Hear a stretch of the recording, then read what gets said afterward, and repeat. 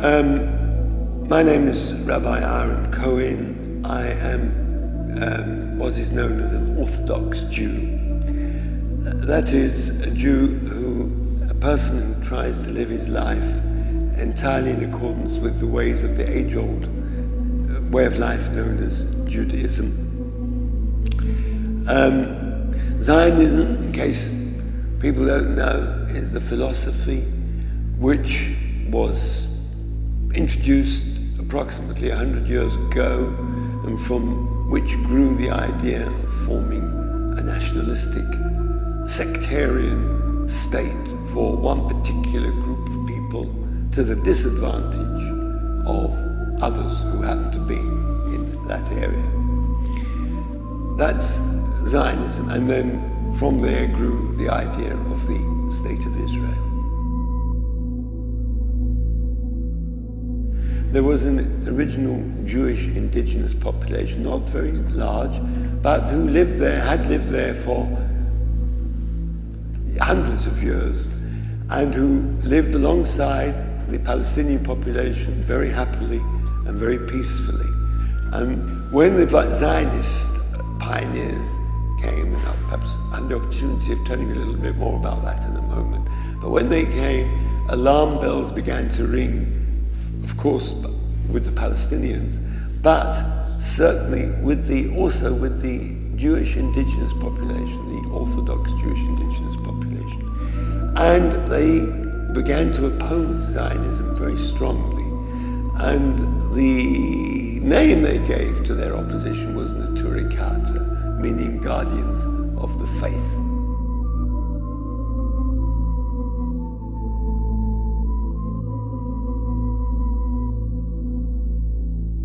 Incorporated or included in Judaism, when it was first revealed, was also the idea that we would be given a land and live in a specific land and carry out our lives and our way of life in that land. And that was the land of Palestine, the Holy Land, what is known now as Palestine. But this was promised to us only with certain conditions.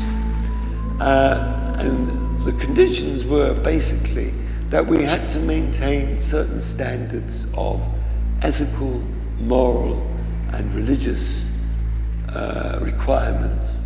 And if those standards were not maintained, then we are taught in our teachings, and it's foretold that we would be sent away from the land, sent into exile. And in fact, this is what happened. For the first 1,500 years or so of the existence of the Jewish people, they were in the Holy Land, in Palestine. But sadly, the conditions required were not fulfilled to the correct degree. And as was foretold, we are told that there was a divinely decreed exile in which the Jews were sent out around the world, and history has shown that for the last 2,000 years, the Jewish people have been dispersed in the four corners of the globe.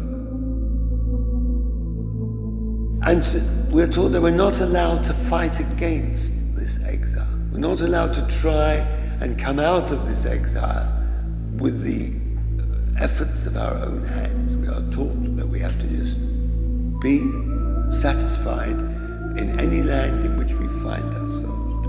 We have to be loyal citizens of the countries in which we live. And this actually includes Palestine, because since we were sent into exile, the just regime there is not a Jewish regime. It is whichever is the indigenous population, and what has been for centuries is in fact the Palestinian people. So therefore, what I have to explain, it is a basic part of our religion that we are not allowed to fight against this divinely decreed exile. And finally, we're told that to do so and to try and form a state of our own again in Palestine would bring about dire consequences, very terrible consequences. That is the Jewish religious approach to the whole question of forming a state in Palestine. In other words, we have, from a Jewish religious belief point of view, Jews have no right to rule and have a state of their own in